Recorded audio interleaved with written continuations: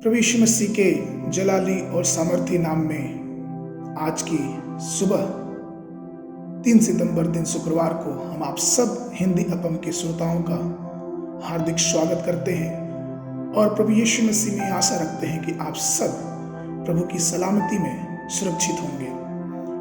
आज का विषय है पृथ्वी पर शांति।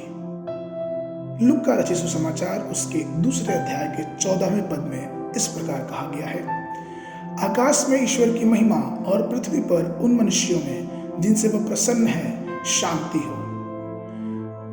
पृथ्वी पर शांति पाना केवल मनुष्यों का ही नहीं वरन परमेश्वर के दूतों की भी इच्छा है। यीशु मसीह के जन्म के समय स्वर्गदूत चरवाहों के सामने आकाश में प्रकट हुए और पृथ्वी पर शांति की घोषणा या यूं कहें कि शांति का सुसमाचार प्रचार किया।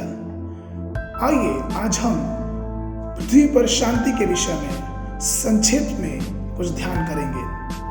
पवित्र शास्त्र बताता है यशायाह की पुस्तक उसका 11 और उसके 6वें पद से लेकर 8वें पद तक कि तब भेड़िया भेड़ के बच्चों के संग रहा करेगा और चिता बकरी के बच्चों के साथ बैठा करेगा और बछड़ा और जवान सिंह और पाला हुआ बैल तीनों इकट्ठे रहेंगे और एक छोटा लड़का उनकी अगुवाई करेगा।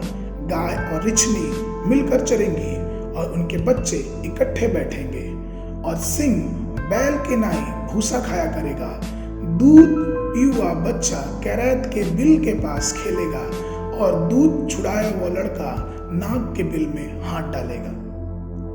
क्या ऐसी बातों की कल्पना करने से हमारा हृदय आनंद और हर्ष से नहीं भरता?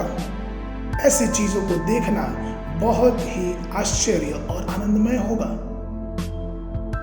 एक घटना है कि एक बार एक शांत प्रिय राष्ट्र था, बहुत शांति की चाहत रखने वाला एक देश, और उसका दुश्मन जो दूसरा देश था उसने उसके विरुद्ध में युद्ध की तैयारी कर दी। दूसरे देश ने अपने सेनापति को आज्ञा दी कि जब उस देश में तुम आक्रमण करो तो वहां के सभी नागरिकों को मार डालो, शहर में आग लगा दो और किसी भी रीति से कोई भी मनुष्य उस देश का जीवित नहीं रहना चाहिए था।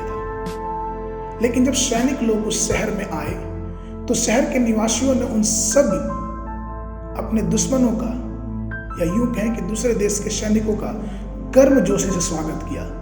हाथों में फूल का गुलदस्ता और चेहरे पर मुस्कान लिए हुए छोटे बच्चों ने सैनिकों का स्वागत किया।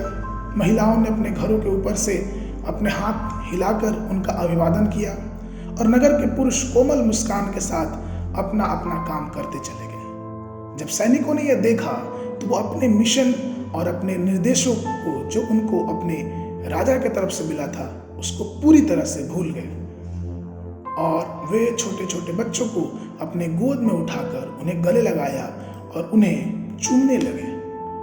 उन्होंने यह संकल्प ले लिया कि वे ऐसे प्यार करने वाले लोगों से भरे शहर के खिलाफ कभी नहीं लड़ेंगे। उस संकल्प के साथ उन्होंने युद्ध के सभी हथियार उनके सामने डाल दिए और शांति से अपने देश वापस चले गए। मेरे प्रियो, हमारे प्रभु यीशु मसीह अपने प्रेम को प्रकट करने के लिए ही इस पृथ्वी पर आया।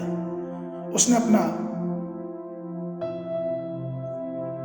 जीवन हमारे लिए दे दिया। उसने जो शिक्षाएं दी उसका पालन भी किया।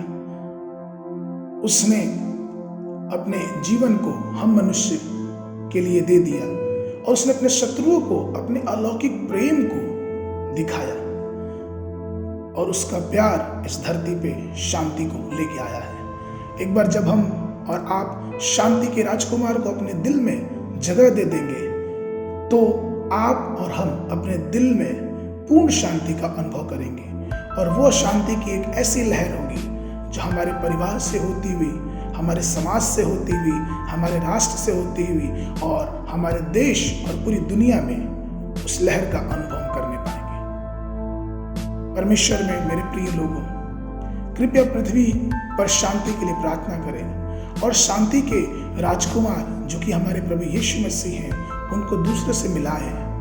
और जब हम यह काम करते हैं क्योंकि उसके साथ पवित्र शास्त्र की एक प्रतिज्ञा जुड़ी हुई है कि धन्य है वे जो मेल करवाने वाले हैं। आज के मनन के लिए इफिसियों की पुस्तक उसका 1 अध्याय उसका 2 पद, हमारे पिता परमेश्वर और प्रभु यीशु मसीह की ओर से तुम्हें अनुग्रह और शांति मिलती रहे। आज दिन में वचन पढ़ने के लिए सुबह के समय भजन संगीता उसका 140 से 142 अध्याय तक, और संध्या के समय पहला कुरिन्थियों अध्याय 14 पद 1 से लेकर 20 तक। परमेश्वर आप सबको आशीष दे।